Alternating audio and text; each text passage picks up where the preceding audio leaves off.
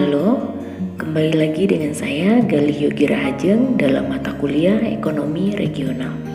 Pada kesempatan kali ini kita akan membahas tentang konsep nilai tambah. Yang pertama, apa itu definisi dari nilai tambah? Nilai tambah adalah besarnya output dari suatu usaha yang telah dikurangi dengan pengeluaran atau biaya antara. Jumlah dari nilai suatu produk yang bertambah pada setiap tahapan produksi. Nilai output ini juga dikurangi dengan nilai input dari bahan baku yang telah dibeli dan juga nilai depresiasi yang telah disisihkan oleh perusahaan. Banyak salah pengertian ketika menghitung pendapatan regional yang identik dengan nilai produksi suatu wilayah. Pada kenyataannya, nilai produksi tidak sama dengan nilai tambah karena nilai produksi telah terdapat biaya antara atau nilai antara yang terdiri dari pembelian atau biaya perolehan dari sektor lain yang telah dihitung sebagai produksi di sektor lain atau berasal dari nilai impor yang telah dihitung sebagai nilai produksi di negara pengekspor. Apa saja nilai tambah tersebut? Yang pertama adalah upah dan gaji. Upah dan gaji adalah balas jasa yang diberikan kepada karyawan atau pendapatan. Yang kedua adalah laba. Laba adalah pendapatan yang didapatkan oleh pengusaha yang telah dikurangi dengan biaya produksi.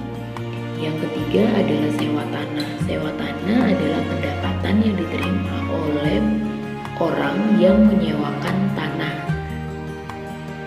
Dan apabila petani tidak melakukan sewa tanah, maka hal tersebut tidak mengurangi nilai tambah, namun hanya memberikan porsi tambahan kepada laba, tetapi nilai tambahnya akan tetap.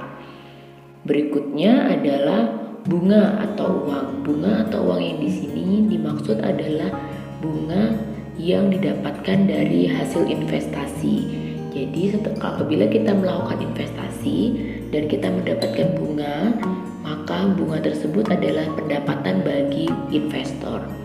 Berikutnya adalah penyusutan. Penyusutan adalah berkurangnya nilai dari alat-alat produksi yang telah digunakan. Pajak tidak langsung neto. Pada harga jual terdapat komponen pajak yang ditambahkan sehingga meningkatkan harga jual. Hal ini tidak mempengaruhi harga di tingkat produsen, tapi menjadi pendapatan pada pemerintah. Berikutnya yang terakhir adalah farm gate. Farm gate adalah harga pada tingkat produsen atau harga pada tingkat petani.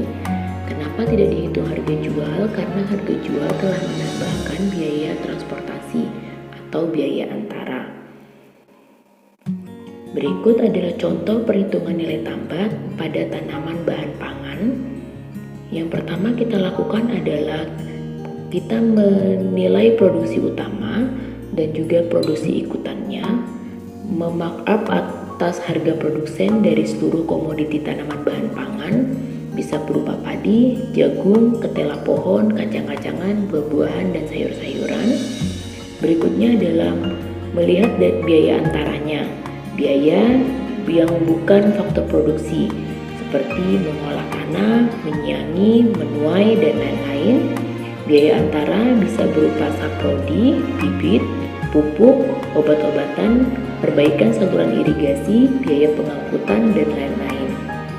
Sumber data dari perhitungan ini adalah BPS, Dinas Tanaman Pangan, dan Dinas Perdagangan. Berikut adalah bagaimana contoh menghitung nilai tambah. Jenis kegiatannya adalah kayu pada produk kayu yang outputnya adalah perabotan. Kegiatan yang pertama adalah mengambil kayu di hutan dengan nilai produksi Rp50.000. Nilai tambahnya masih Rp50.000 karena belum ada biaya antara. Kegiatan kedua adalah menggergaji papan. Jadi dari kayu diubah menjadi papan, nilai produksinya sudah Rp200.000, tetapi nilai tambahnya hanya Rp150.000 dikarenakan sudah dikurangi dengan biaya antaranya, yaitu proses pengambilan kayu di hutan. Kegiatan ketiga adalah membuat perabotan. Para membuat perabotan perabotan nilai produksinya adalah Rp600.000 dengan nilai tambah hanya Rp400.000 dikarenakan sudah dikurangi dengan proses dari menggergaji pakan dan juga mengambil kayu di hutan. Kegiatan terakhir adalah menjual perabotan. Perabotan tersebut nilai produksinya adalah Rp800.000, namun nilai tambahnya hanya Rp200.000 dikarenakan sudah dikurangi dengan kegiatan membuat perabotan, menggergaji papan, dan mengambil kayu di hutan. Sehingga pada nyatanya perabotan tersebut nilai tambahnya hanya Rp800.000. Jadi bukan yang dihitung adalah nilai produksi, tetapi hanya nilai tambahnya saja. Selanjutnya ada contoh perhitungan nilai tambah. Misalnya seorang petani mengolah sebidang tanah seluas 1 hektar yang ditanami jagung. Memproduksi jagung, petani mengeluarkan biaya diantaranya yang pertama membeli bibit sebanyak 25 kilo. Harga 1 kilo bibit adalah Rp8.000, maka total pengeluarannya adalah Rp200.000. Berikutnya adalah menyewa traktor untuk lahan 1 hektar mengeluarkan biaya Rp300.000.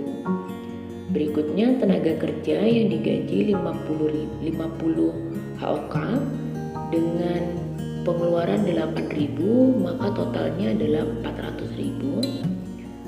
Pengeluaran berikutnya adalah membeli pupuk sebanyak 250 kilo dengan per kilonya pupuk Rp2.000, maka total pengeluaran untuk pupuk adalah Rp500.000. Berikutnya adalah pengeluaran untuk pestisida 10 liter. Per liter harganya Rp10.000, maka total pestisida adalah Rp100.000. Sewa mesin pipil dengan harga Rp500.000 dan total pengeluarannya adalah Rp2 juta. Hasil produksi petani adalah 5.000 kilo dengan harga jagung per kilonya adalah Rp10.000, maka penerimaan petani adalah 5 juta. Keuntungan dari petani setelah dikurangi dengan biaya atau pengeluaran adalah Rp3 juta. Di sini kita akan Jadi dari contoh berikut kita akan menghitung nilai tambahnya. Yang pertama adalah menghitung biaya antara. Biaya antara adalah bibit, pupuk, pestisida yang dihitung sebesar Rp800.000. Sehingga nilai tambah dari kegiatan tersebut adalah keuntungan 5 juta dikurangi dengan biaya antara Rp800.000 didapatkan nilai Rp4.200.000. Rp4.200.000 ini adalah nilai tambah yang bisa diamati oleh masyarakat setempat seandainya seluruh faktor-faktor produksi tersebut semua dimiliki oleh masyarakat setempat.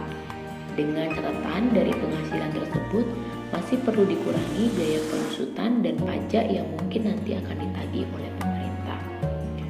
Dari contoh sebelumnya yang perlu dipersoalkan lebih lanjut adalah yang pertama, seandainya selain tenaga kerja yang digaji, maka ada juga tenaga kerja keluarga yang turut bekerja tetapi tidak dibayar, katakanlah sebanyak 20 HOK, apakah akan mengubah nilai tambah dari kegiatan tersebut? Yang kedua, seandainya petani itu bukan pemilik lahan sehingga harus menyewa tanah sebesar Rp500.000 untuk 1 kali tanam, apakah akan mengubah total nilai tambah? Yang ketiga, seandainya petani tidak memiliki cukup modal untuk membeli bibit, pupuk, dan insektisida sehingga terpaksa meminjam uang dari pihak ketiga dan setelah panen ia harus mengembalikan pinjaman tersebut ditambah bunga misalnya Rp400.000, apakah hal tersebut akan mengubah nilai tambah? Silakan diamati, disearching, dan kita akan mendiskusikan hal ini lebih lanjut. Terima kasih.